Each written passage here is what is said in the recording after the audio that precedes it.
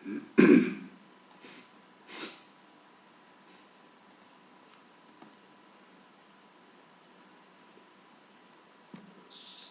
friends, welcome on Grasp IS myupsc.com. Today you are watching the current affairs question bank series 25th October 2020. I am presenting the best of study material for you to help you for your preparations like UPSC and state PSC competitive exams. If you guys found helpful or useful, you can subscribe the channel also. Thank you. Let's begin. Question number first. The World Happiness Report 2020 has been published by which of the following organization? ये जो अभी report आई है recently happiness report 2020 world happiness report, ये किसने publish किया?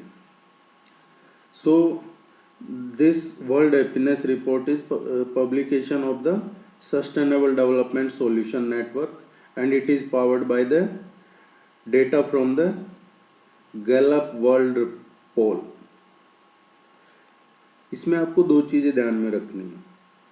First one is sustainable development solution network SDSN and second one is GWP. GWP means Gallup World Poll. Okay, तो ये सस्टेनेबल डेवलपमेंट सॉल्यूशन नेटवर्क की report है and the 2020 edition of this report is the 8th edition of World happiness report. ये भी आपको ध्यान में रखना है कि ये 8th एडिशन है 2020 वाला. अब इसमें कोई भी रिपोर्ट आती है तो हम उसमें देखते हैं कि इंडिया कहाँ स्टैंड कर रहा है, इंडिया की क्या रैंक है. India is ranked 144 out of 153 countries. और जैसा कि जितनी भी मोस्टली रिपोर्ट्स आती है उनमें ये स्विट्जरलैंड, डेनमार्क ये टॉप पे रहते हैं, वैसे ही टॉप 5 कंट्रीज है इसमें Finland, Denmark, Switzerland, Iceland and Norway. Okay, और पाकिस्तान इसमें 66 नंबर पे है. सो ये रिपोर्ट SDSN की है. Fourth one is the correct answer. Next one.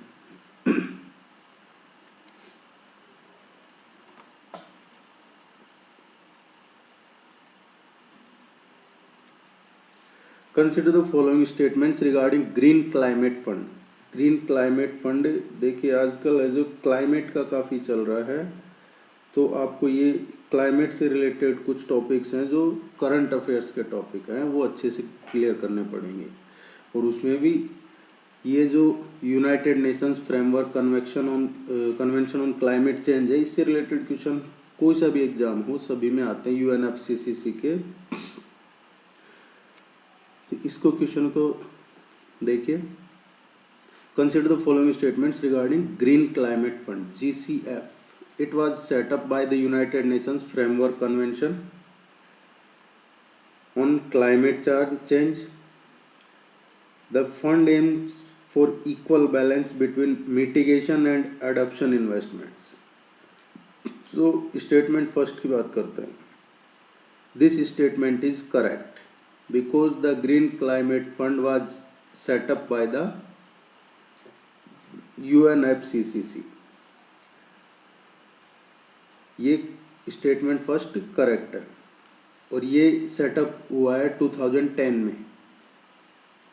Second statement it is also correct because GCF Green Climate Fund invest are aimed at achieving maximum impact in the developing world and it's supporting paradigm shifts in both mitigation and adaptation.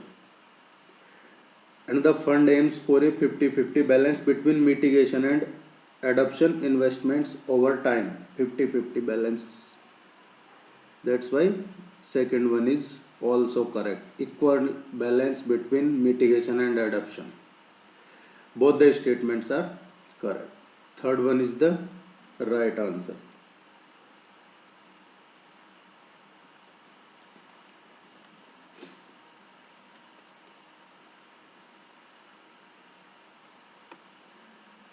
Next one. Which of the following country are currently named as high risk jurisdictions subject to a call for action by the FATF, Financial Action Task Force? Financial Action Task Force का है ये question. High risk jurisdiction subject to a call for action. तो पहले मैं आपको ये जो FATF है उसका बता दूं ये क्या है. FATF is a financial action task force and it is also known as by its French name Groupe d'Action Financière. ये एक इंटर गवर्नमेंटल ऑर्गेनाइजेशन है and it is founded in 1989 on the initiative of the G7 के initiative के बाद ये FATF को बनाया था. And it is for to develop policies to combat money laundering. Okay, so FATF के बारे में आप थोड़ा सा नोट्स बना लीजिए कि इसका हेडक्वार्टर कहाँ है. इसका हेडक्वार्टर है पेरिस, फ्रांस में. फाउंडर कौन है FATF का? Who is the founder of this group of 7 G7. It was founded in 1989. Presently 39 members. And what is the purpose? To combat money laundering and terrorism financing. Okay. And who is the present president of this FATF? Marcus Player. Marcus Player is the current president of this FATF. तो ये थोड़ा सा इसके बारे में था जिन लोगों को पता नहीं है. अभी ऑप्शंस पे बात करते हैं. FATF listed high risk jurisdictions have significant strategic deficiencies in their regime for what? To counter money laundering, terrorist financing and financing of proliferation. And this list is often externally referred to as the blacklist. Okay. Currently only 2 countries are under this list, Iran and Democratic Peoples of Korea. Pakistan is listed as under increased monitoring that are actively working with the FATF to address strategic deficiencies in their regime to counter money laundering, terrorist financing and proliferation financing.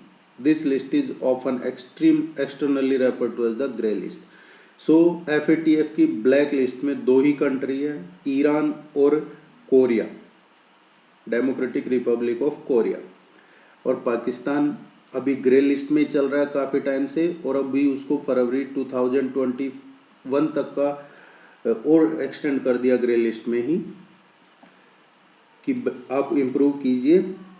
So the correct answer is first and second, Iran and North Korea. ये 2 भी इसका जो subject to a call for action high risk jurisdiction means black list इसमें आते हैं. First and second one is the correct answer. Next one.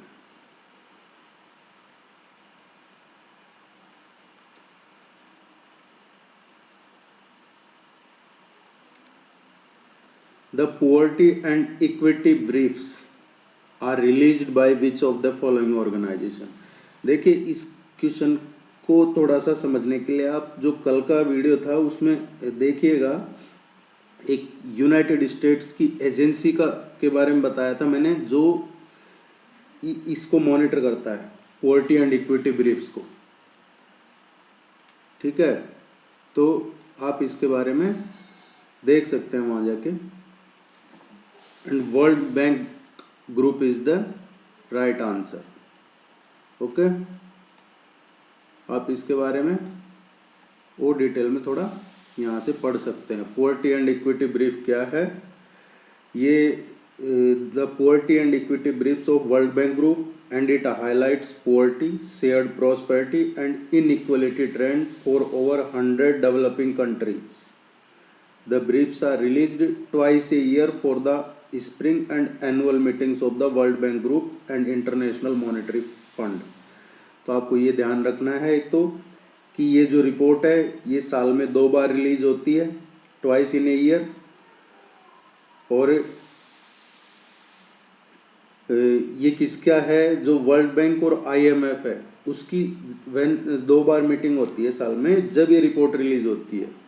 First one is spring and annual meeting of the World Bank Group and International Monetary Fund. अभी India जो का है जो PEB poverty and equity brief October 2020 का ये है कि between 2000 financial year की बात कर रहे हैं, 2011-12 and 2017 India's poverty rate is estimated to have declined from 22.5% to values ranging from 8.1 to 11.3%. तो इंडिया की पोवर्टी रेट कम हुई है. World Bank Group is the right answer.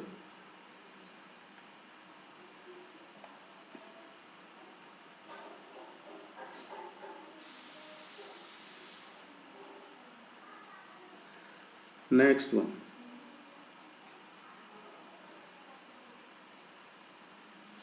देखिए ये क्वेश्चन काफी इंपॉर्टेंट है. Which of the following is are anti tank missiles of India? Anti tank missiles की बात हो रही है. इनमें से कौन सा anti tank missiles? First one, option first is Astra. Astra is an all-weather beyond visual range air-to-air missile developed by the DRDO. So this is not an anti-tank missile. Astra is a air-to-air missile, all-weather beyond visual range air-to-air missile, and it is developed by DRDO. So first option is incorrect. So, second option, Nag missile. The anti-tank guided missile or ATGM Nag has been developed by the DRDO. ये भी DRDO ने develop किया है to engage heavily armed enemy tank in day and night, both day and night. Okay, so Nag is a anti-tank missile. And third one, SANT, SANT missile. The indigenous missile, and the full form of SANT is stand off anti tank missile. इसके नाम में ही anti tank है. So this one is also correct option. And the indigenous missile, stand off anti tank missile being developed indigenously by DRDO is expected to be mated to the Indian Air Force Russian origin Mi-35 attack helicopters. ठीक है. So option first, second and third. First one is not a anti tank missile, second and third both are anti tank missile. This one is the correct answer. और ये तीनों ही DRDO ने develop किए है. ठीक है. Hope you guys like it. ये detail है, आप यहाँ से पढ़ सकते हैं. Thank you very much. Please subscribe. Best wishes for your exams. Thank you.